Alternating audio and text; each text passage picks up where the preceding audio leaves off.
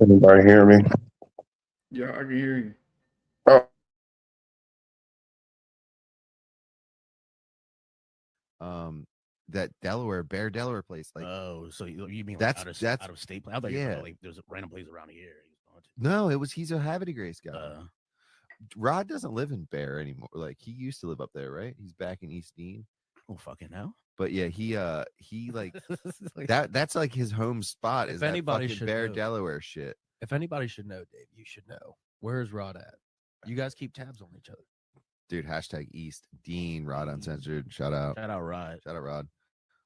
miss That it. crazy. The only fuck. person to get banned from the State Theater and then probably single-handedly shut it down.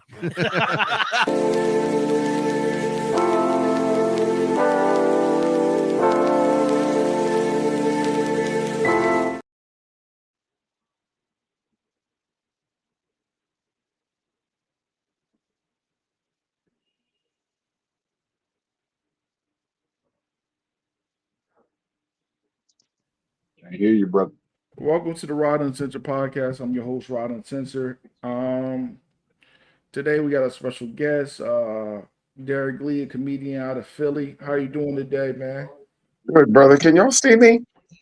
Nah, we can't see. We just see a clown face. I don't know what's going on. What's up with you, boy? 505? Man, you know what it is, man. Laying low, playing slow. You know what it is. Yeah. Trying to be like you when I grow up. Man, that shit. You shitting me? Man, You the biggest I've seen thus far, man. I gotta use that old Rick Ross shit, man. hey, man. Hey, I'm Man, blessed. That's all I can say. we still can't. Damn, his device is messing up. Man. Hey, I seen that nice that you got some people missing today. Hey, it is what it is, man. It's still gonna get It's it all done. right. Hello. Yeah, man, we still don't see a picture, but Gee. Okay. It says something about my settings are wrong. yeah, you gotta. I think you gotta accept it. It says something about my settings are wrong. Yeah, you gotta. I think you gotta accept it. Then we got an echo. Recording issues. Try restarting the device. This stuff. All right. If I go in on my iPad, how will it work? 'Cause right now I'm on my phone. I can send it to your Facebook, the link. Okay. Oh, Lord. I haven't used Facebook on my iPad. Okay, yeah. Can you send me the link on my Facebook and I go through on my phone? Or could I go through on my iPad? It don't. I can send it. I can send it to you. Your phone. Uh, I think it's already on your phone. You in that chat, right?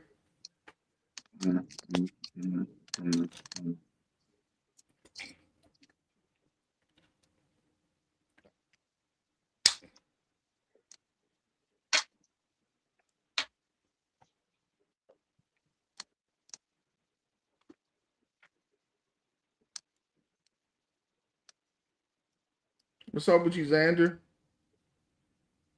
Hey, no, hold on, man. I'm messing with mine too, because I'm trying to see if I have to put my AirPods in.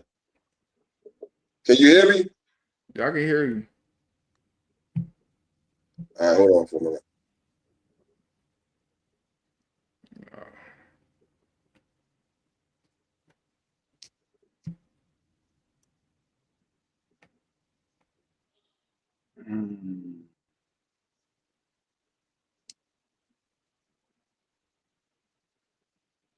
Man, technical difficulties, man.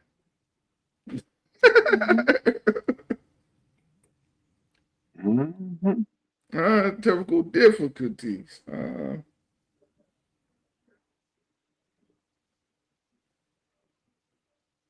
right.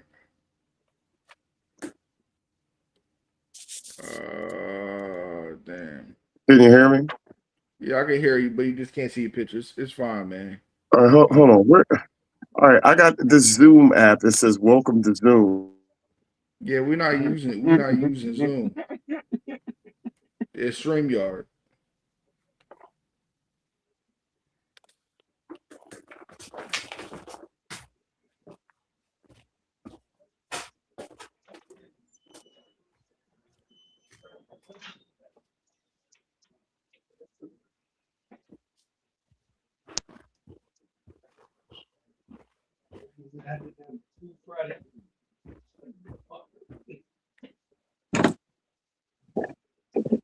Cutting off and cutting on. Do you have a Zoom link or meeting ID number, sir? We're not using Zoom, but I can send you the other link, man, to your Facebook, like I said. Hear me. But and the StreamYard link is in the a chat. Me and you and Xander, we was talking. Well, I mean, but I have a Zoom app on my phone. Can I? Okay, wait a second. Can I go in through there? You think? You can't put Zoom and the StreamYard together. It's a totally different thing, man.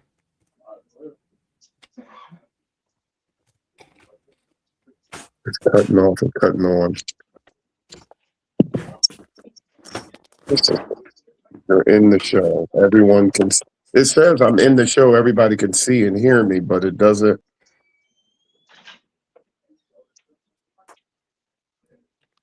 Yeah, I mean, damn.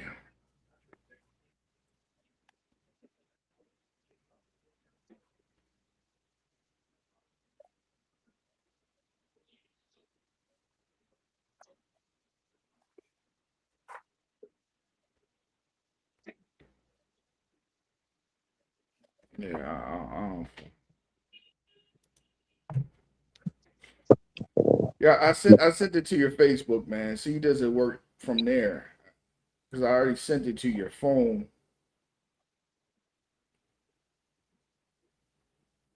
You got your Facebook on your iPad or no? Can he hear you? Well,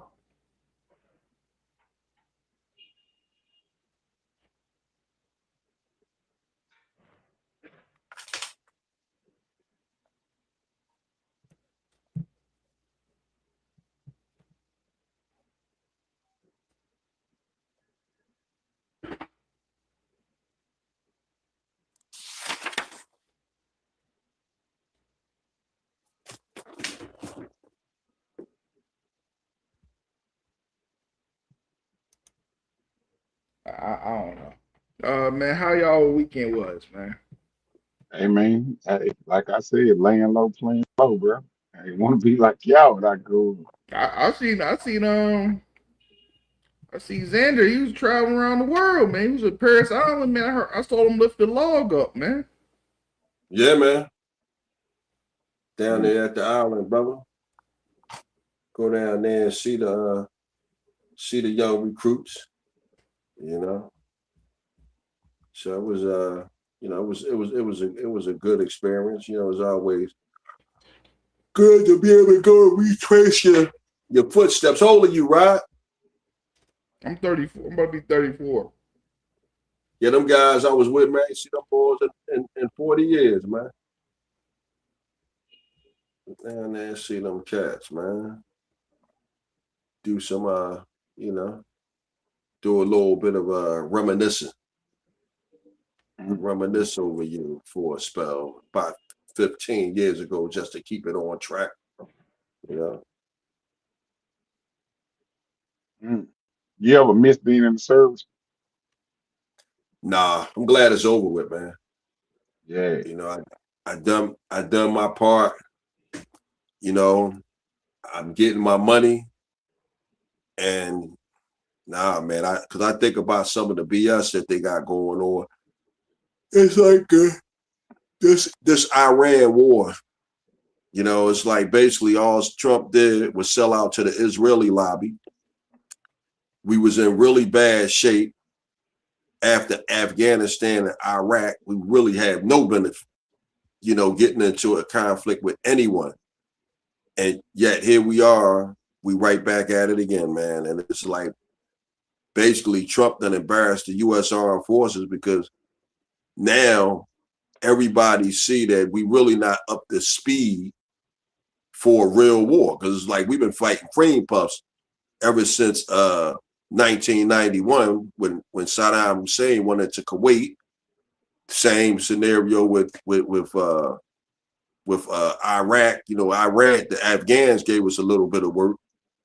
And then we go run up into Venezuela, just snatch the dude out of there. Same thing with Gaddafi. So, you know, we got comfortable with the shock and awe, but now you got somebody that's really fighting you back. Like, nah, man, we ain't trying to hear that.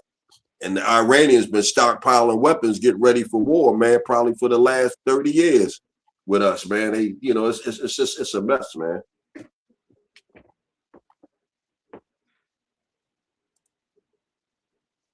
Yeah, that shit crazy, man.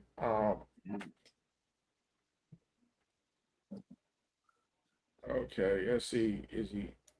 Yeah, Uh, yeah, uh, it still don't show your picture, man. But I don't know. Well, I got your picture on the yeah, flyer.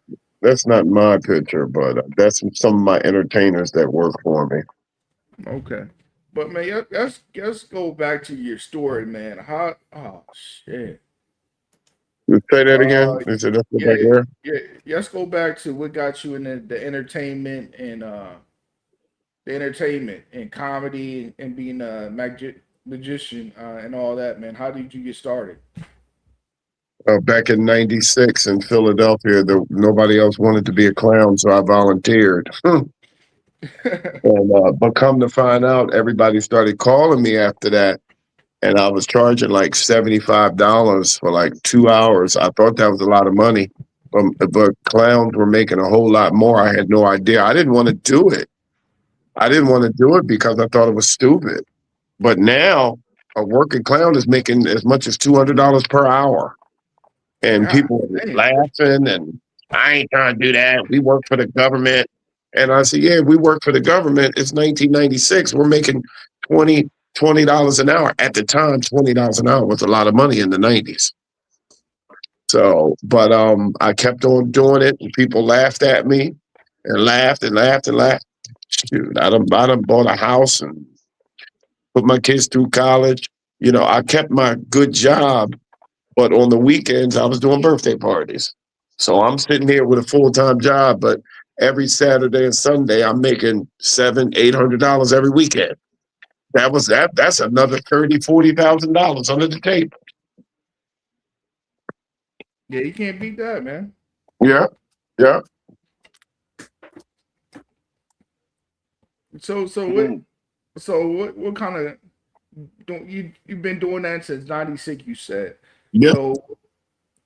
so you said people was laughing at you, and that the laugh was on them. So what kind of hardship and how long did it take you to master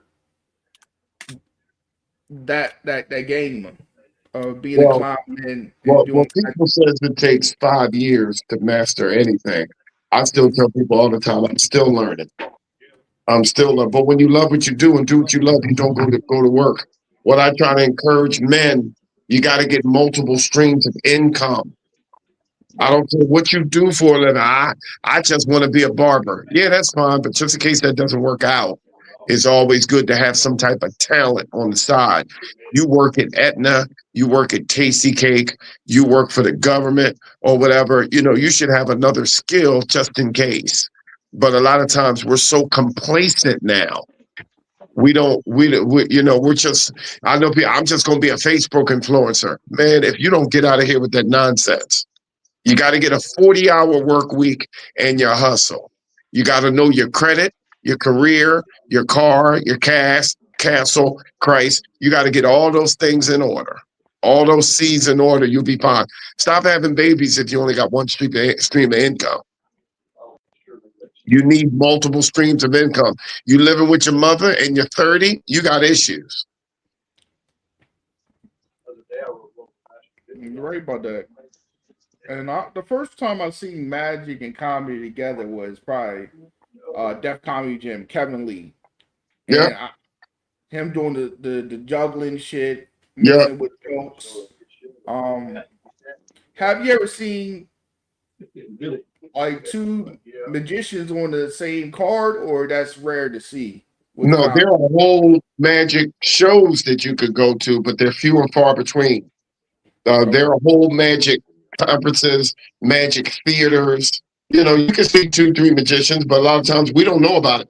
We don't get up to go to a magic show. We'll go to a comedy show. We'll go skating. We'll go to the movies. There's a whole lot of black kids that's never seen a magician in person. When people call my business, they call my company, they normally want a dancing Elmo, because that's all they see. Mhm. But it's getting a little more popular now, especially since those clown movies came out, and the clown movies were scaring people. Face painters and magicians are getting a lot of work now. Okay. Firefly, you want to add anything to the conversation? Because you're the Hey co-host. man, I don't know nothing about being a clown, bro. I don't know nothing about being a clown, but salute the person that can dress up. I hate clowns. I'm scared to death of them. Why are you scared of clowns, man? Hey, I don't fool with no clown, man. Hey, last Let me, clown let I me, let liked me, was let me tell you Demolition. something. I think this was maybe the summer of 2002. I'm off a city line in Belmont, and I'm a little late, so I'm moving, I'm pushing it, and I went through the light. Cop pulled me over out of nowhere, and I just started to. I am so sorry, officer. I'm in a hurry. I stuck my head out the window. He jumped back and just started waving me. Man, just go ahead. He said, I don't want to give you no ticket. Just drive, man, drive. There are a lot of people that are afraid of clowns. It got me out that ticket, I'll tell you that. That's a funny story right there, man. Mm-hmm. That's the first time you ever shared that. And I'm sure you shared it before, but that Oh, was the first time I ever heard it. I got a lot. There's thousands of stories. I'm just upset that this browser is not letting me put my camera on.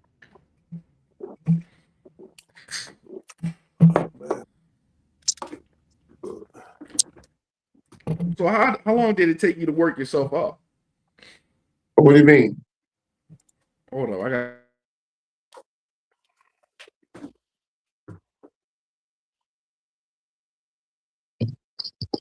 Hello?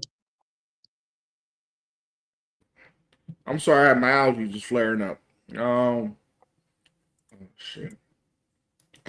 Went out. You still on there? Yeah. How long did it take you from 96 to now to build up your name and market yourself? When I started in '96, I don't think the real money kicked in until 2000. It took me 4 years. Mm. I was making a lot of money. Because you got to keep investing in your craft.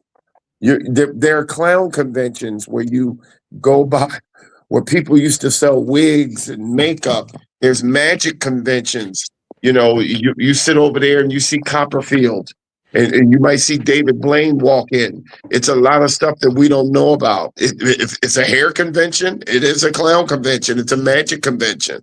It's face painting conventions where people instruct and show you how to do certain designs or do different balloons or different makeup or do different magic shows, different magicians tricks. I got thousands and thousands of dollars in my basement full of magic. Wow. But when you see me now, if I'm doing a house show, I could charge you as much as, depending on where we're at, $250 for 45 minutes. If I'm doing a house show, but if I'm doing a corporate event, there's corporate magicians charging $800-900 for a corporate event or a college, and that's 1 hour. Mm. But in the black community, we look upon that as, man, that ain't that. I tell people all the time, how many mechanics do you know? Oh, Mr. Derek, I know about 3. Okay. How many barbers do you know? I know a bunch of barbers. Yeah, I know a bunch of barbers. How many clowns, magicians do you know? Well, just you. I said, that's why our price is so high. It's not that many of us around. And for me personally, you just said David Blaine. I remember watching Eve Knievel videos and him jumping fucking 20 buses. You know what I mean? Yeah. And that was wild. I remember Chris Angel. He walked on glass he walked on the pool with the glass and shit. Yeah. That shit was dope. Yeah. So, and I guess like you were saying, a lot of people think that shit is beneath them, but like you said, it's Yep. profitable. Yep. That's right. And you probably, Yeah. like you said, you're the only one in that Philly scene and the tri-state probably doing that. So you got your own lane instead of, you know what I mean, most of us that just do comedy. So shout out to that. Yeah. To you, man, on Yeah. that. Well, man, Derek, right? From my perspective, right? Derek Lee, the magician, and Tommy Too Smooth, the imitator. They're two of the best comedians in Philadelphia because they are in a class all by themselves. Now, like in the case with Derek and Tommy, all comedians got to worry about somebody stealing their material from them.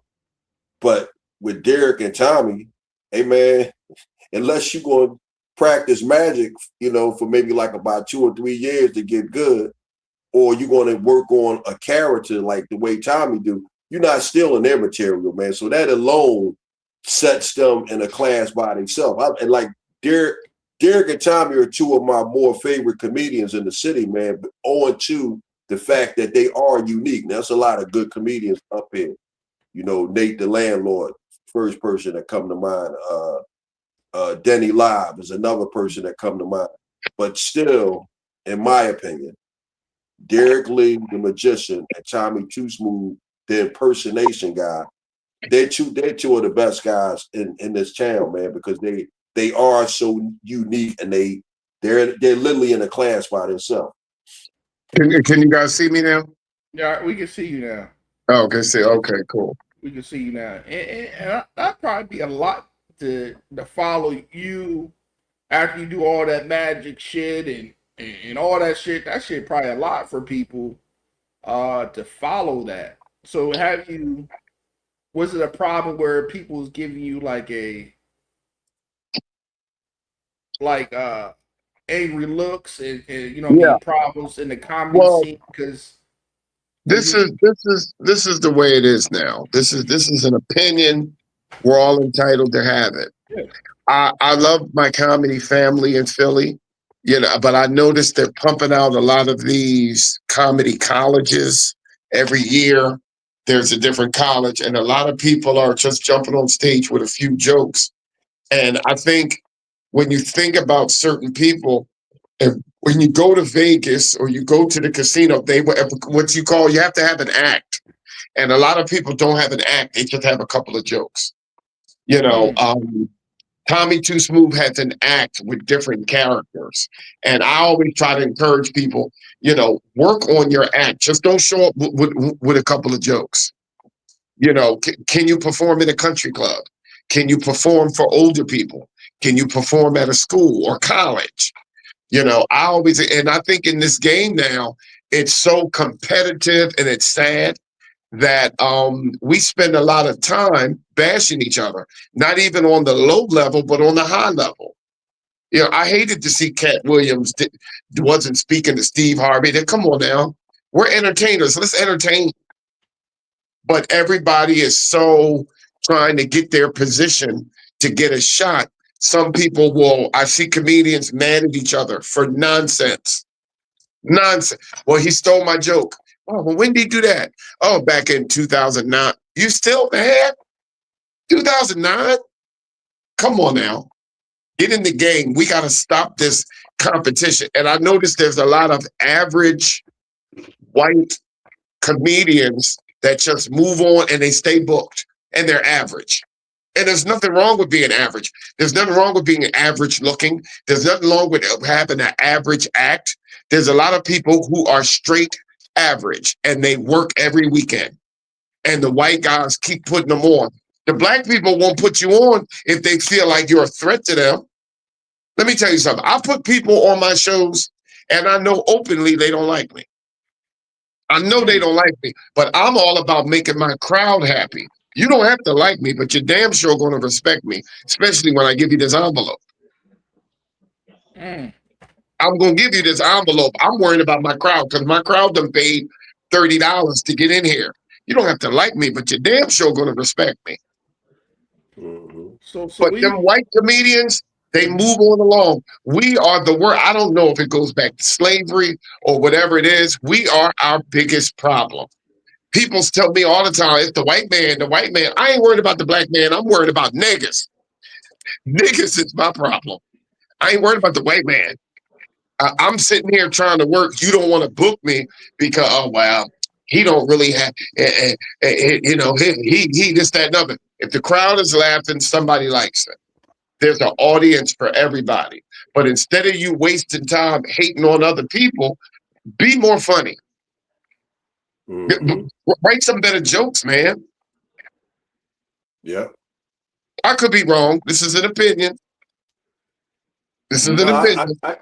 I kind of agree with you on that. Some of the stuff you're saying there. Uh-huh. So why do you think, since you said that, right? Mm-hmm. Why do you feel like the white They help each other. the white sector of comedy, they build their people up, and us, you don't even, a lot of the black scene won't even give you time to really work on that act. Let me tell you something. Even the guest spot they don't even offer. You know what I mean? You ain't I've funny seen enough. white comedians pull you aside after you're, dude, when you were doing that Trump thing, it's freaking awesome. You know, when you do the Trump routine, make sure you say huge. You know, it's going to be huge numbers, and they'll help each other to be more funny. Mm-hmm. We'll help each other to hurt the next comedian to hold him back. We will be silently happy when somebody else bombs. And you can ask other comics. I'm giving you my opinion and the people I deal with. And I try to tell people, we're a comedy family, right? Why do I want to see you put up a bad performance? If you're a promoter, also like me, I don't find enjoyment in watching you have a terrible show. Okay, you got 75 people that came to the show and everybody bombed. Those 75 people are going to go home and say, I ain't never going to no black comedy shows in Philly. It's horrible. I got a show coming in October. I don't want people to not come because they had a bad experience. I see white people help each other. I see black people have a smaller circle because they don't want you to be the next one out. It's an opinion. It's not fact. Hey, you know what? I'm a piggy bank on what Derek said, right? And I'm not gonna say any names. But I had fell out with a comedian that had took me underneath their wing. And I'm in the house, man. You know, I play chess a lot, man. I'm perfectly content sitting here at my computer playing chess. So I get a call from a comedian, and they say to me, Xander, do you want a feature for me? I said, oh, hell yeah. Now, just to stop it right there, and I'm asking all of y'all as comedians, if somebody tell you they want you to feature for them, how much time do you think you gonna get? And when you feature, what's that, 15 to 20? Okay. What about you? What about you, 505? Feature means 15 to 30 minutes. Rod, last question. 15 to 20. Okay, cool. So I get down there, right, to where I'm going with this individual. People open up. You had a few comedians come up. So I get on stage. Man, I start knocking these jokers out the box. I look up, man, I ain't even in 3 minutes. I'm getting the fucking light, bro. And I was like, I stopped. I said, I just was like, really? You giving me the light now? You know what I mean? But my point was that person wasn't expecting me to be funny. And once they seen how I had the crowd in my hands, they wrapped that shit right up, man. I don't think I did no more Do you know than that for 6 minutes, man. Did they say that? Huh? You know that for a fact, or are you assuming? Man, if a person tell you you gonna feature, and you get up on stage and everybody start laughing and you 3 minutes in and they start giving you the light, what how would you take that? Now, when things like that happen, I'm not saying what you're saying is right or wrong. Right. What I'm saying is, did you, like when I do country clubs and it's Right. all white people, Derek, no political, no N-word. You know, Right. I've seen people forget, they pull them down.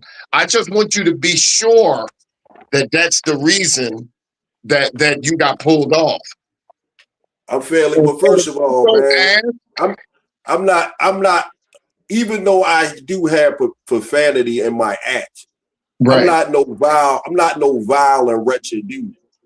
I don't lead with that because I see myself in a certain light. And as a 50-something-year-old man, because I've been doing comedy largely in my 50s, I'm too old to be acting like I'm 17. Did Now I you, say, no, listen what I'm saying. I heard you. when What you I'm got, saying to you is, did what they I'm tell saying you? to you is, hold on, hear me out. What I'm saying to you is, I'm sitting in this house minding my goddamn business playing chess. My phone rings. You want me to feature for you? I want you to feature for me. Now, each and every one of y'all, everybody said at least more than 15 minutes. Then I say again, I get in there, I start cleaning up and tearing up the crowd. You know how it is, Derek. You put me on your stage, all your people ain't get no complaints. The way them people were laughing, the next thing I know, this person started lighting me. So again, you can't tell me if they didn't start liking me because they ain't want to follow me. You can't tell me nothing other than that. I'm not going to read it no other way. As soon as I would have got off the stage, he would have to tell me that. I would have went right to Well, him. no, Hey, what I did, man, I took my ass home, man. Because like I said, like I told the person, and that's where I disagree. That's where was the show late? Did they have to get out of the building? Just make sure when you got to listen, Derek, when you let me say this to you, Hold right? on. Let Derek talk. Let Derek talk. when you got a problem with somebody or something Right. didn't go right in the show, you got to pick up that phone. You going home, man? When he gets off the stage, I just need you to tell me, sir, why did you wrap me up after 4 minutes? I just need to know so I don't have an attitude for no reason. Oh, but Derek, the show ran late. Oh, but Derek, what had happened was you said the N-word when you got up there. I just need to verify why I got pulled down. I'm not going to assume. Go ahead. You can talk. All right, now let me know what I can check. Now, let's check this out, Derek. Everything that you said, I'm with you 100%. I do comedy because I like it and because it's a hobby of mine. I'm not gonna be Chris Rock or Dave Chappelle. I know I'm not gonna do this. So I do this at my leisure. I'm a 58-year-old man at the time I'm 55. I know bullshit when I see bullshit. I don't have to, and when the person called me, no, hold on, wait, Derek. When I spoke to the person that night, I asked her, what kind of bullshit was that? Okay. That you pulled me out on stage. And as soon as I get started, I get the crowd rocking and rolling, and you pull me off stage. I could have stayed home. I was in my house. And this is what I tell the person, I'm in my house, minding my business. You called me and asked me to come out. And that's how you treat me. So my point is the person didn't have a solid answer. Oh, Xander cursed, or Xander, the show ran long. The person just kind of fumbled and mumbled. But my point is, like another conversation we had, I know when a person is being slick. I don't need a person. I got a degree in niggas, a doctor's degree in niggas. So I don't have to figure niggas out because I know how niggas are. You never answered the question. No, listen, Derek, one of the things I like about you a high road type of guy. You always take the high road based on the fact you want to give people the benefit of the doubt. Right. I know that niggas ain't shit. Okay? And that's the premise that I work for, that niggas ain't shit. So when you got off the stage, because that's what I'm going to talk about. I know you're a man's man. We all in our 50s. What I want to know is when you asked him why he pulled off the stage, I want to hear exactly what he said. Don't you tell what he was evasive. I want to hear exactly what he said. No, but that's what I'm saying. The person was being told me evasive. I They was didn't gonna have a do direct 15 answer. Go ahead. You told me I was going to do 15 minutes. I done did 3.5 minutes. What happened? I need an exact answer. And if they do not give me exact answer, I just won't work with you anymore. And thank you. Well, and that's it. Well, no, but that's the position that I moved from. Because once again, I'm not going to grab a motherfucker around their neck and say, why you pull me off stage? Hey, man, listen, I don't got to fuck with you ever again in life because guess what? Listen, I would like to be rich off of comedy. I would like to do shows every weekend. But guess what, man? This is fun for me, bro. You think I'm going to kiss somebody's ass and do some fucking comedy? Hear me out. But what I'm saying, Derek, I'm not going to kiss nobody's ass and do no fucking comedy, bro. Now, my guy on here, right? Mr. Adrian Walker. Hold on. 505. This man, hold on, hear me out. This man don't know me from a can of paint. He had me come out to Tennessee and Kentucky. He paid me. He showed me a nice time, and I done a good job. So check this out, man. Whenever I get the opportunity to do comedy for anybody, hey man, I'm gonna show up and I'm gonna show out. And I just think I'm gonna kiss somebody's ass to do some fucking comedy.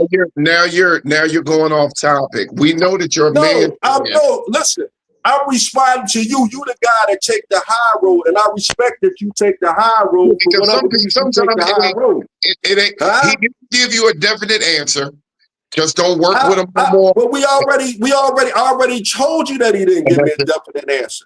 And the thing is, Derek, you on that high road conversation, like when we had the conversation about the last person I told you that tried to be slick with me. I'm not giving these nothing ass niggas the high road, man. Fuck them. Because they ain't shit. No, hold up. They not shit. You know they ain't shit. But you just trying to take the high road because that's what you do, and I respect that. I don't. But now, let me explain to you why. Because you went over, I'm 50-something years old. I don't need this. I do this for fun. That's why I do not waste energy on certain people like that. I don't have time to figure people out. Dude, and there you go. You don't like my act. You don't. Okay, Bob Sumner, Mr. Def Jam. Right. I went and rocked his room 3 times. And I said, hey, Bob Sumner. And he said, Derek Lee, right? Yeah. I said, hey, can I get a shot at the New York club? He was like, well, I'm going to be honest. He was like, your club just doesn't fit what I want on my stage. Right. I was all beat up at the time, like, hey. Because one time I rocked it and people was like, damn, you should have had more time. He said he don't like my type of act. He didn't say he didn't like me. It bothered me. I moved on. But I want us as men, because these white boys are getting right past us. These little Indian comics that aren't really funny are getting booked. And I do white rooms, Doylestown Comedy Club, Newtown Comedy Club, Bucks County. They have a 1 nigga maximum. What that is every show is going to be 4 comics. Ain't but one of you niggas they going to put on the show. Yeah. They ain't gonna put but one nigga on the show because they don't want us taking over that room. But the point I'm trying to say is if somebody dealt you a bad hand, don't waste all that energy on it. Well, fuck them. And I don't ever want to see the nigga. I'm not gonna restructure my life over one nigga. We could be in the same room. I'll speak, go on about my business. I don't like how you did me. You said I was getting 15 minutes. You only gave me 3. I'm not going to restructure. I'm not going to waste energy. Some things I don't even talk about because we are in our 50s. Lou Nell said this.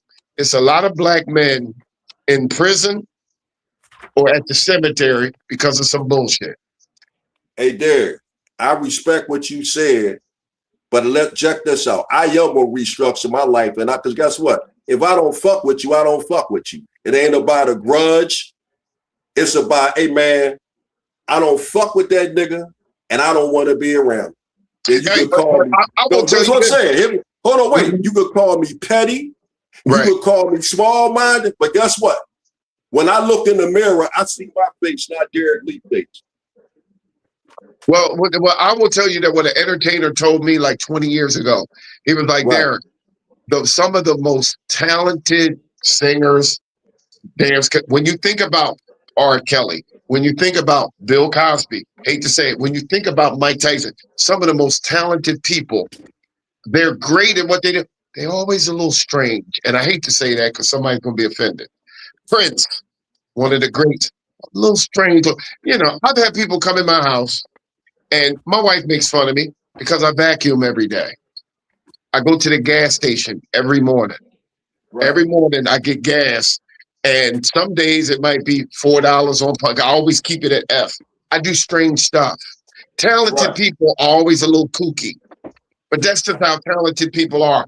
But I wouldn't adjust. I wouldn't rearrange my damn direction just because I don't like this guy. I'm not gonna walk all the way around the club just because I don't want to see his ass. I'm gonna act like he ain't there. But back to what I'm saying is, we got to take all of our energy and get forward and be better in this game. But I noticed the black comics keep more shit going, not to be disrespectful. Black comedians keep more shit going. I never hear about Bill Burr and Don Rickles got into something. Jerry Seinfeld got into something backstage. It's us. No, And I'm not saying listen. I agree with you. Let me tell you something. Not just the black comedians. I look at this internet, man. Yeah. The way black people go at each other, period. Yes. Hey man, I don't like that shit, man. So my whole thing is I don't mess with that negative energy, bro. Let me tell you something. I've been retired for 22 years. I live a comfortable, chill, stress-free life. And guess what, man? It ain't no room in my circle for squares and triangles, bro. I don't fuck with them like that, man. I started deleting people and snoozing people on my Facebook page that share a lot of fight videos.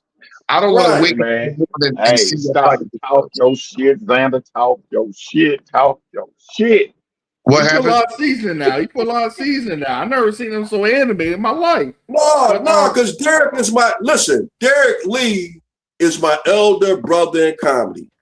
I love and respect this man. This man had me at his house. Me and my wife, he always treat me good. But Derek is a dude that's going to take the high road. He going to always take the high road. And I respect him for being that way. But that's not who and what I am. So I respect his right to be the way he is. But I don't play that shit, man. You know what I mean? I don't play that shit. I'll tell you the story. I was headlining this restaurant, and a Philadelphia comic put underneath the flyer a little nasty little comment.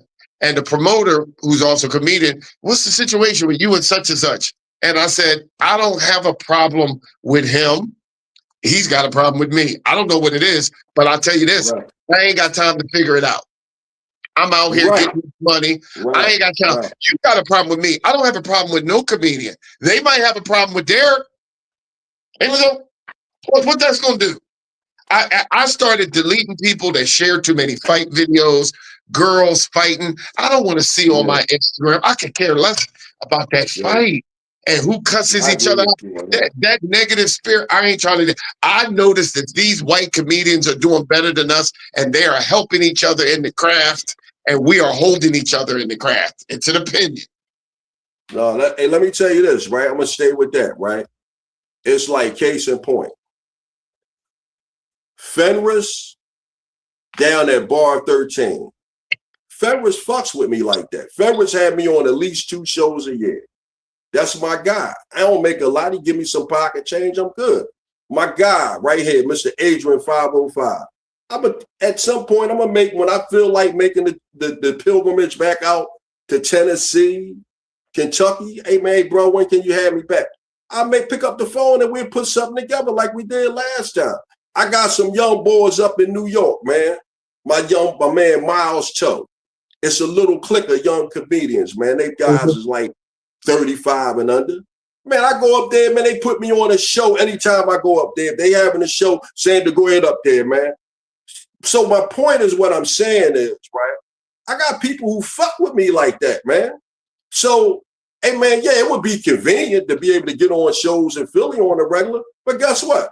I got people in Tennessee that fuck with me like that. I got a dude down in Wilmington, Delaware that fuck with me like that. I got dudes up in New York that fuck with me like that. So it's like that's how I roll, man. Dig this. I'm like electric and water, man. I take the path of least resistance, man. I'm not fucking ice skating uphill for a motherfucking nigga. Now let me tell you something. If any of the people we was talking about held the keys to fame and stardom, I'll be a nicer guy. I might suck up to them. I might let the motherfuckers tell me to shut up. But man, nigga, if the only thing that I could get from you is, okay, I could be on a show from time to time in Philly, man, fuck you and the whore that birthed you. I don't give a fuck about that, man. Especially when I got people that fuck with me. No, man, come on, man. I ain't doing that, man. I hear you. Hey, listen. This is the last thing.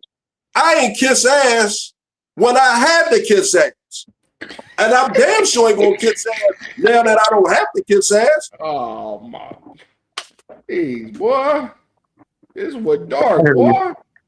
What else we got? Man, man, they got real deep, man. I felt like I had a therapy session, Derek Lee. Hey, it'd be like that, man. This game right here, man, will stress you out, man. It will stress you out. yeah. And what's your thoughts about this, man? Do you think do you watch football? Yeah. Okay. Do you think it's a thing with black promoters where they say in the NFL, I want a quarterback to be 6'6", 230, cannon arm, right? Do you think it's us as black comedian we get put in a box like that, like the prototype black comedian, high energy? No, you know what it is? I think we're okay. I notice with a lot of comics that I see, I don't say anything, but a lot of them sound the same and look the same. I hate to say it. Some of them, and the ones that I like, I'll be like, hey man, you got some clever jokes. There's this guy I really like. I think he's funny. I'm not gonna say his name. And I said, listen, brother, between me and you, before you get on, give yourself a shape up, shave. Get your outfit is a little wrinkled. You gotta look bookable. This is something Crazy J out of New York taught me. Crazy J from Def Jam. He said, Derek, this game is 30% talent, 70% of people liking you or want to work with you. You gotta look like you want to get booked. You gotta look bookable. Some of these guys come on stage and I don't remember their act. To me, everybody looks the same. But in this game, being African American, did you shave? Did you comb your hair, man? Your first joke is a sex joke. But I tell people, try to stand out and look different. A lot of times we don't do that. We go on stage, well, I'm a hood comic. Okay, when you call yourself a hood comic, you just gonna be performing in the hood. Yeah. I love doing my restaurants and country clubs. They checks always clear. Those folks are easier to make laugh. Got a tip jar for you. Tip jar always proper. Yep. So I just think that with so many comics are coming out now, they all look the same. So when they see a brother like Hamburger with the hat, they see me walk on stage with a briefcase. They never heard of prop comedy.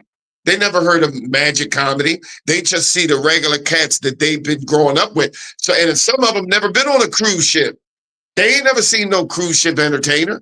What cruise they been on? Yeah. But you know what? I'm gonna share this, right? I think I called it. This is a Derek Lee story, right? So Derek, like I said, Derek is my guy. I learned a lot from him. So I remember I was at a show, one of his shows, and the people was talking. Derek is rough too, man. Derek comes off like the no nonsense uncle. Y'all hear how he is on the thing. So he get up there on stage, man, and the people was talking. And Derek said, oh, wait. After he said, I'm going to count to 3. and I want y'all to repeat after me. He says 1, 2, 3. He said, shh. So he did that a handful of times, and he quieted the crowd with that. No, because there's two or three people having conversations in the back, and we trying to put on the show here. Right. So that very next week, I got booked for a show. I used the same technique, right? Because I realized it wasn't really a comedy conducive room. And after I silenced them, I said, listen, I said, I'm only going to take up maybe like 3 to 5 minutes of your time. Just humor me for a minute. I run through the jokes. I get the laugh. Then I do the Derek Lee. Hey, repeat after me. 1, 2, 3. Shh. Killed them on that joint. The first thing I did that next morning when I woke up, I called Derek. I said, Derek, listen, man, I don't know if you remember this, Derek, when I called you. I said, I used that technique of yours, man, and it worked perfectly. So like I said, Derek, huh? Might not work when I go in the hood. Nigga, shoot yourself, motherfucker. You know? Well, Derek, you cuss people. Derek, hey man, y'all guys got to see Derek at work, man. Derek runs his room like a drill instructor. I mean, he's to me, some of the stuff that Derek say, I wouldn't have the heart to say it. But Derek get up there and he behaves. I heard you say a couple of times to a chick, bitch, will you shut up? You rough when you on stage, man. And like I said, some of the stuff that you say, I might be like, if you don't shut your ass up, you see me. Yeah. But you gotta, the thing about it, Rod, go to the bathroom. You try to go to the bathroom while I'm performing. So I got this line. I'm like, oh, because a whole lot of people are overweight now. So then when somebody gets up, I'll say, oh, you want everybody to see your Ozempic is working. I see your 4 pounds that you lost. If you don't sit your ass down, well, I had to go. You had all show to go. But I still try to make it funny while it's offensive. So it's kind of borderline. You know, well, Derek, you pretty rough, man. Me and my wife was watching you one day, and my wife was like, Jesus, Derek is rough. I said, yeah, Derek act like the drill instructor up there. But you, like I said, man, I like watching you perform because every time you perform, it is a different show in regards to your crowd work. You know, your crowd work is impeccable, but man, some of the stuff you say, man, I would never say it, man. I wouldn't say it, man. No, I have people that call me for the country clubs and the churches, and they go over, make sure you don't say this. And I'm here for the check. So you got to know your crowd. You switch your act up, you know, but you don't want to offend. You want to make it funny. But then you got a lot of times when we're doing shows, Xander, these are hood rooms. And these people, sometimes they don't come to see the show, especially if it's an open bar or $5 drinks. They drunk now. So we can't even get their attention. You know them shows down Germantown Avenue, them niggas come up there just to get the drinks. They not really there to see a show. They walking around, they talking on top of you, and you sometimes got to make them the brunt of the joke before you get to your act. Well, you know what, Derek? You told me something that I never forgot. Mm-hmm. You said to me, you said the difference between black crowds and white crowds. You said black crowds, they come to shows to complain and to look for something wrong. And white crowds come to have fun. This is what I say. I was like, white people come to the comedy show to laugh. Black people come to the show and you got to make them laugh. It's a lot of work. They gonna sit there and say, all right, well, make me laugh. White folks done had two of their little Bacardis or they lemon drops or they done had their Heinekens. He done pumped 3 up. He got a credit card just for alcohol. White people got a credit card just for the Flyers game, the Eagles game, and they alcohol. They got that expendable money because those are going to be the only people down there watching LeBron James because I do not have $700 a ticket. Even though I love him, I ain't got $700 a ticket for one game. I still got a kid in college. So, but I'm going to be watching him on my television. But white folks, that's what they do. They look forward to having a good time. Black people, you got to prove it to them. It's an opinion. It's just an opinion. Hey, 505, for you to be a promoter, man, and run your own shows, how much is the image, the attire on the stage for you personally for your shows? The what on the stage? Your outfit, your just Oh, sell the oh, joke. you see my outfits? I special order those, Doc. No, I'm talking about 505. I was asking 505 is a promoter too and a Okay. comedian. You said how much are what the outfits that I wear? No, not your outfit. I asked 505. How much does that matter? The presentation on the stage for you, 505. If you're not proper when you get on this stage with me, you won't be back. Mm. You got one time to make a good first impression. And I do a lot of shows. Yeah. Where do you do your shows at? Sir? I'm currently working in the state of Tennessee and Kentucky. I actually have a residency at Joker's Comedy House, which is the largest black-owned comedy club in the South. How many seats in that club, brother? 200. Oh, that's beautiful. Yeah, we need more. We ain't got, but we only got a few clubs down here, man. Mm-hmm. What everybody go to? Punchline, Helium. Yeah, you got Jokers and Zanies here. Yeah, then they got this new spot called Claude's that holds Mm-hmm. like 100-some people downtown. I always do my shows at the Devon Theater up in Northeast Philly. So I only do 2 shows a year because it's a lot of work. You know, it's a lot of work. It's a lot of work. A lot of work. Yeah. But, yeah, man. Why I heard back in the day y'all had a different older club. What's the name of it in Philly that shut down? Laugh House, Lakey's. Yeah, Laugh House. Yeah. How was that scene, man? Because I hear about it so much from. No, it was a great club. It's a shame it closed.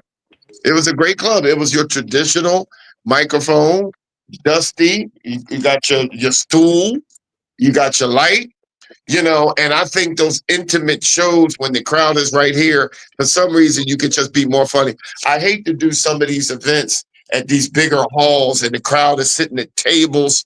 If 8 people at a table is at a hall. I don't like that. I like it when the people are sitting right there in front of you. It makes you feel like getting your jokes together and doing comedy. It's like you're sitting in somebody's living room.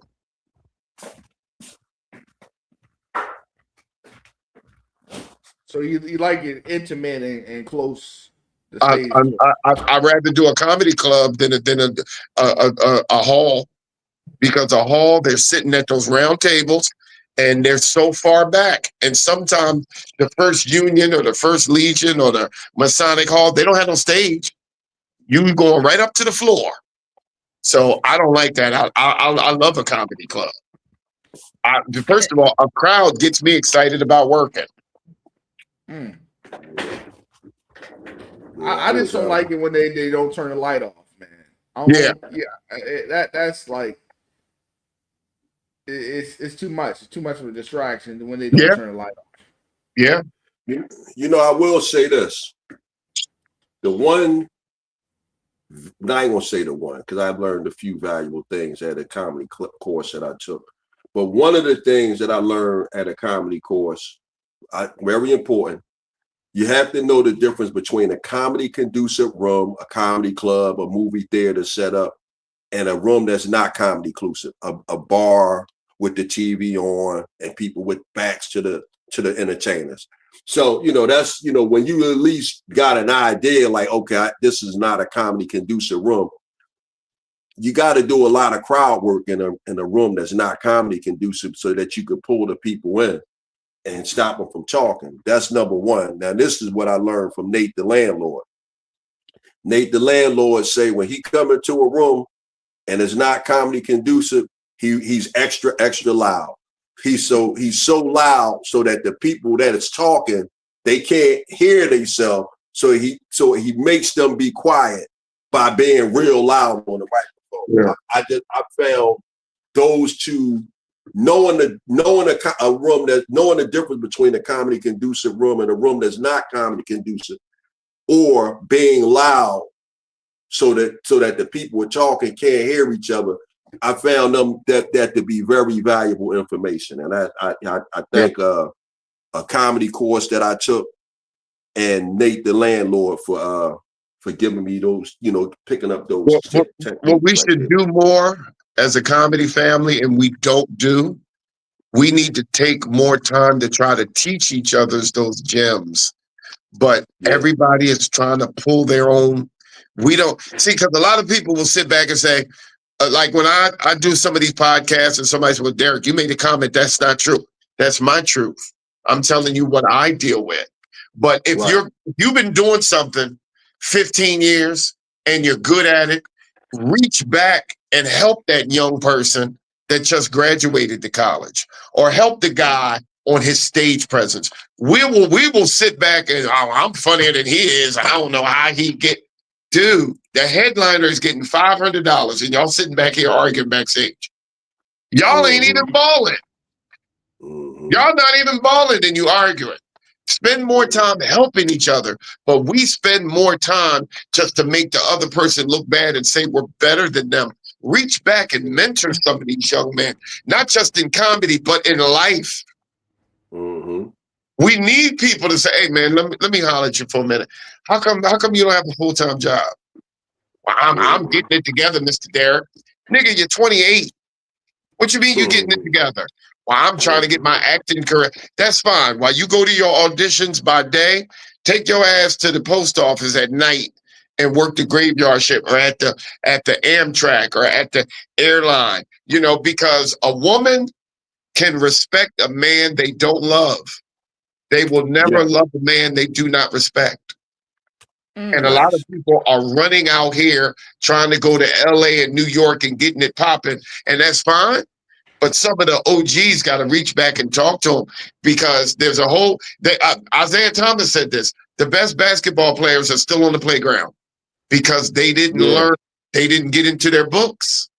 They flunked out of school. So we need to give those gems back and talk to each other and say, let me holler at you for a minute. Let me tell you what you're doing wrong. Instead of you saying that you're a better comic than him, did you try to help him on certain jokes, or how he looks, or how he acts, or how he no, because you got closed hands. People with closed hands never get blessings. You got to open those hands out and share to people. God ain't gonna bless you if you try. It's about me. That's why you don't have nothing. You still sitting there struggling. I agree with Derek, you on that, man. So Derek, when you hear the thing, I heard a lot of people say, you're not a real comedian if you got a 9 to 5. A lot of older comedians say that you can't be funny. I don't agree. I don't agree. Now, I'll say you're not as successful as you should be if you have a 9 to 5. Because you still got bills. You can't be in Philadelphia and think you're going to be a full-time comic and you got a $1,200 mortgage. Ain't but 2 comedy clubs here. You in Philly, Doc. You ain't out there in New York. If you in New York, I get it. You in Philly. Man, I don't have a mortgage no more, but I got car notes. I got credit cards. You got to get another stream of income. Yeah, but you're not a real comic. And I don't think people should say that. I think they're not as successful as other people, because no matter what happened, I have an entertainment company. Face painters, magicians, characters, clowns, moon bounces, photo booths, whatever you need. January is the slowest month because it's cold after Christmas. It's least amount of parties. June, July, and August, we busy. But come January, my bills still got to be paid. And I still got to find other sources of doing things, other sources of income. They don't want to hear nothing about, Comcast. I didn't get no work this week. They going to cut off your cable. They ain't trying to hear that. Yep. So, but I just think it's a safe bet. Marla Gibbs, the Jeffersons, she still was working at the airport, and she didn't quit that job until she was locked into the Jeffersons. I never knew that she's a flight attendant. No, she was one of the people that get your baggage when you say, hey, I need an air ticket to LA. She was the woman at the counter. Okay. And everybody recognized her. Pierre, you know the comedian Pierre. He still worked at the bank, and he was on Def Jam. Get out of here. What bank? Pierre, that's my guy. I met him out there at Hope Flood's comedy festival. If you do your homework on people, It's Yeah. people that still work. It's people that was in movies. Keith Sweat, if I'm correct, was working at the post office and had 2 songs on the radio. I didn't know that. When people make those comments, no. See, old school, you know, we still have bills. These new people, I'm a Facebook what they call it, Instagram influencer. I don't want no real job. Nigga, what? I can't work for nobody. I can't work for the white man. I can't work for the white man. Honest days work for honest days pay. You sitting here in your mother's basement and you got a nerve to have a baby by somebody and you don't want to work a 9 to 5. See, a man, we don't know the definition of a man anymore. A man is supposed to provide, protect, and show positivity. That's all I know. Provide. You know what that is. Pay the bills. Protect. Protect your lady. Show positivity. Don't be calling her out a name. Put your hands. I step to young brothers and I say, listen, y'all arguing, you calling her B words and stuff. But she was tripping. You're out of order, son. Because now she's calling you a nigger and an MF in front of the children. You're jacking up your children. Let my daughter be called some B's. I'm paying somebody a visit. So you're not showing positivity. You're jacking your children up because you didn't show them a healthy relationship. Everything we do now is you're supposed to say, you know something, my dad was a bus driver, but he got up every day. He was a plumber. He got up every day and paid the bills. There's a whole lot of people that ain't never going to be on Netflix. Yeah. But you got bills that's going to come in. There's a whole lot of people that's still homeless in New York trying to get that album. Dude, you're 29. I don't think a 29-year-old rapper, I think they're getting these rappers when they're 20. I think you what we call a veteran now. You're a little old to be working on your first album. You're 30 years old. They get these rappers when they're young. Yeah. At 30, you a veteran. At 30, in the NFL, you only play. I think if you look it up now, an NFL player's average span is, I think, 5 years now. The average. Yeah. Everybody's not going to be like Tom Brady. You'll get 5. I think a basketball, y'all can fact check if you want to. I think it's about 6 seasons. So you only got a little bit of time. When you 30, in the NFL, the NBA, you consider old. Yeah. You're I right. You're right. And I want what? your viewers to know, as a man thinketh, so is he. First thing I ask a man is, what do you do for a living? Oh, I do comedy. Oh, okay. Well, what you in Atlanta? No, I'm over here in Yeadon. What? You're not in New York? Oh, but Mr. Derek, I'm getting it popping. No, you're living off your woman. This is why we have so many black women that raise their voices to our African-American brothers, because they're pulling the load. You might have a dream. I'm not trying to be a dream thief. What I'm telling you is take your ass to the airport and work at night and go to your acting auditions in the daytime, just in case, brother. No, you're right, Derek. A ride, a 505. This is Derek Lee, man. The same way he in his bag right now, that's how he is on stage. You know what I mean?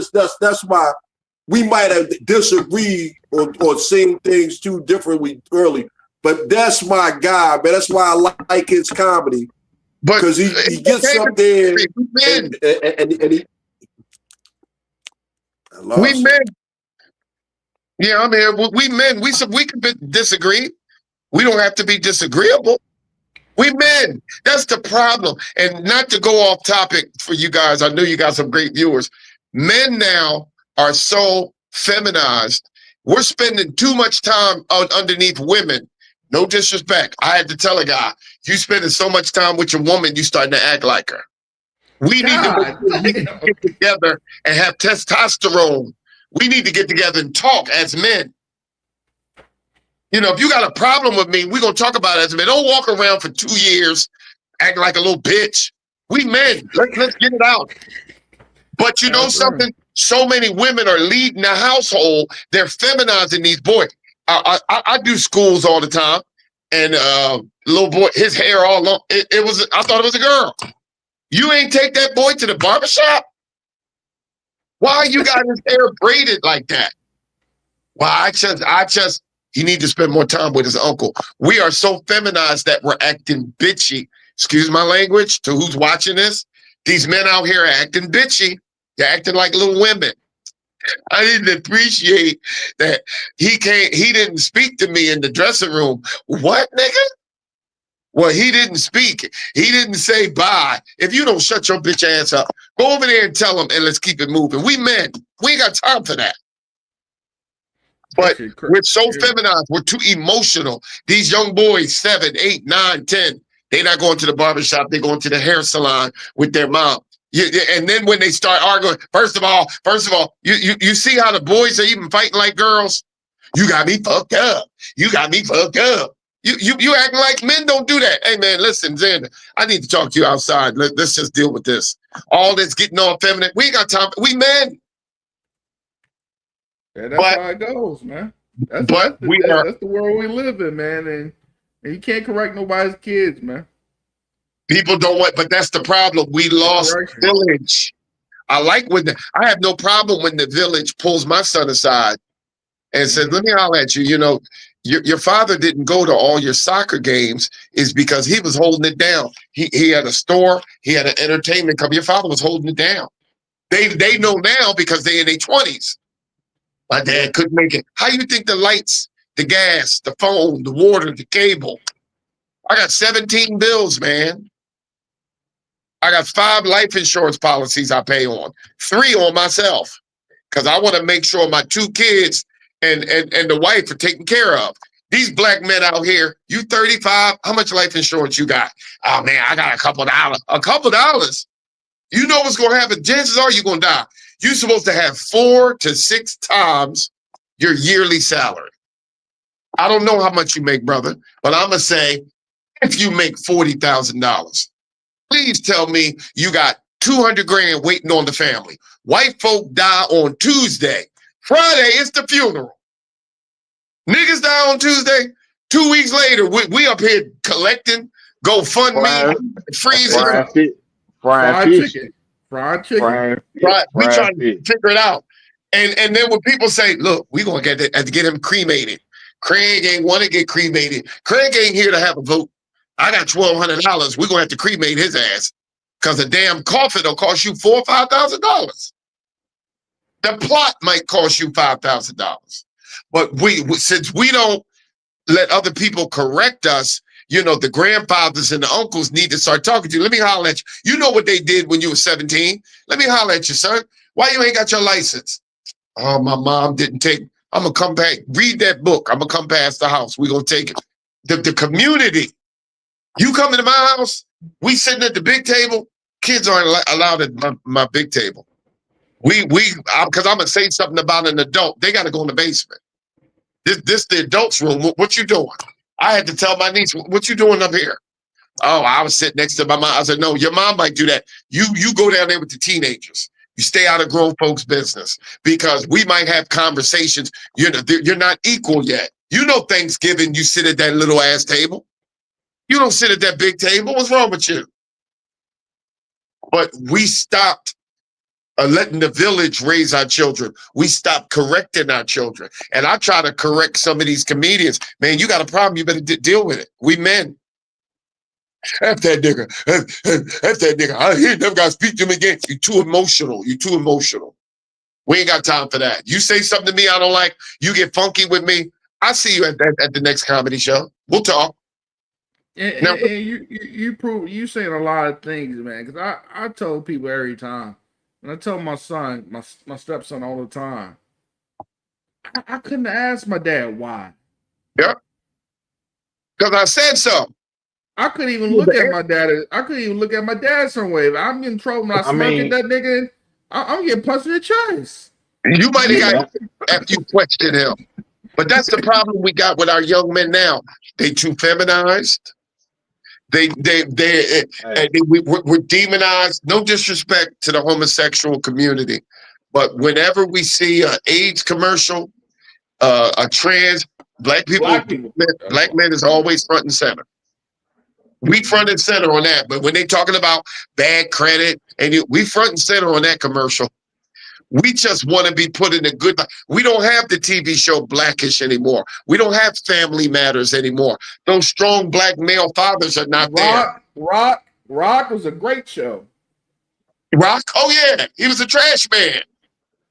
He was a trash man. And a lot of niggas think that's a dumb job. That trash truck pays a lot of money. Trash truck, they stayed eating. You saw their house. They wasn't in there struggling. But we don't have these characters anymore. Esther Rolle had to fight to get John Amos on Good Times, even though Esther Rolle's character came out of All in the Family. Okay, how old are you? How old are you guys? I'm 34, but my dad is 74. Okay, I'm okay. 40. Okay, I'm old enough to be. I know exactly what you're. I'm old enough to be your father. Let me break it down for you. All in the Family. Edith Bunker's cousin was Maud. Then came Maud, you know the Golden Girls. Mm-hmm. The Golden Girl. Maud had a maid. That was Florida Evans, Esther Rolle. Mm-hmm. They gave her a spinoff. And she said, I'm not going to do the show unless I have a husband. Because they didn't like What's Happening, didn't have a father. That's my mom. That's my mama didn't have a father. I think the show when the girl was a nurse. What was that? Julia. Didn't have a father. Love to see us without a father. Julia was beautiful. But and now notice the seasons in Good Times that were the best when the father was around, because you had the dynamics between the father and the mother, the father and JJ. It was the best comedy. When they took him out that show, that's when we jumped the shark, as they say. Hey, Derek, and that was deep because when you looked at it, every time he came up with an idea, right, to get out the ghetto, Flo would shut him down. Well, because it was stuff that she was like, you can't go to Alaska for those 2 years. The family needs you. I remember that episode. I don't want you in there shooting pool at the pool hall. That's illegal. No, we can't be running numbers. They wanted to legally get out of the ghetto. But we saw Good Times, and that father figure took off. And then they got rid of him. We didn't have nothing like that no more until the Cosby Show. And when Mr. Cosby pitched that show, if I remember the story, he pitched it to ABC first, then he pitched it to CBS. They laughed at him and said, the mother's a doctor, the mother's a lawyer, and the father's a doctor. Ain't nobody gonna believe that. They turned his show down. NBC gave him a shot. The rest was history. He went to CBS first. He went to ABC, and they said, we just don't think this show is believable. The mother's a lawyer. The mother's a doctor. The mother was a lawyer. The father was a doctor. They don't see us in that light. The Cosby Show helped the way of Family Matters and all these other shows in the 80s, because there was a bunch of other black shows that they put out, and they tried to have a fight. They gave Flip Wilson a show. I was watching it the other day. It wasn't funny because the little boy that went on to play Urkel, he played his son on there with Christoph St. John. I'm a big TV guy, but we weren't even on the show. They don't want those black fathers around. Statistically, when black men are in the house, statistically the family runs right. I don't care about all these women that say, only black women say they can do it by themselves. Only black women say how strong they are. Ain't nothing a man can do for me I can't do for myself. I pay my own bills. Then I politely tell them, listen, you can, when you go out to eat, you can pay for your own meal. Why would you want to? I'm just letting you know. You ain't gotta let me know nothing. That's why you ain't no husband. You make 80,000, I make 50. Why you gotta remind me you make more than me? That's why you ain't got no husband. And what you talking about now is I see a lot too on social media, and it's gonna be like the last where they talk about, I feel like feminine energy and like they say now, soft girl era. It's a lot of these women getting built up by their mother as alphas, right? Yep. And you wonder why people treat you how you treat you, because you brag about that degree and I got this, I got me a Mercedes, but why your fucking fire alarm going off? We don't care about. Ain't no listen. The Kardashian. Even though I don't know too much about the mother, the mother. What was she? She was one of them stewardesses, and she met the attorney. She basically was an airplane waitress. Mm-hmm. She married a damn millionaire husband, so she was a Kardashian. Women have every chance. He didn't care how many degrees she has. You be pretty, you be a woman, you could marry a millionaire. Mm-hmm. All you gotta do is people. I'm not gonna sit here and say, yeah, I didn't want to mess with her because all she got is a high school diploma. Men don't care. I don't care about your credit score. I got my credit. I don't care how much is in your savings account. I got my money. Women can be broke and still marry a millionaire.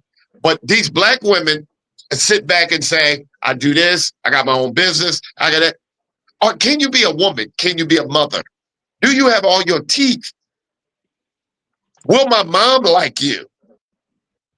Are you a good mother? Can you cook? How well Hey, man. can you put Fabulosa in the toilets? Because I know I love Fabulosa in my toilets. Because I like Hey, that man. smell. Hey, man, I'm gonna get off of here. Y'all Hold have on, a hold on. good night. We about to close up regardless, man. Let the people know where you can find you, 505. Hey, man, y'all can find me at everything. The Mr. 505 Derek Lee. I appreciate you You enlightening too, word brother. tonight, man. Hey, man, y'all Hey, peace and blessings tonight, man. you too. Thank you, Derek brother. Lee, let the people know where they can find you. What events Instagram, you got Derek coming Lee up. Philly. Instagram, DerekLee Philly. My show is coming up October 24th at the Devon Theater. Tickets are $25. Michael Sean is going to be there. Kobe Jack, Malcolm Hill, Buck Wow. It's going to be a great show. You can follow me on Instagram at Derek Lee Philly, and thank you for having me. All right, man. I appreciate you, man. Hopefully you have a good week. And You take care. it's been a Rod and Sensor podcast, and we're out. Good night. Thank you, brother. Bye-bye.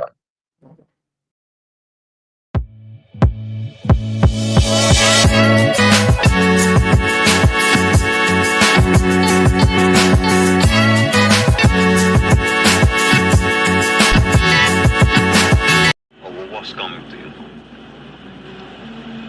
The world, Chico. And everything in it.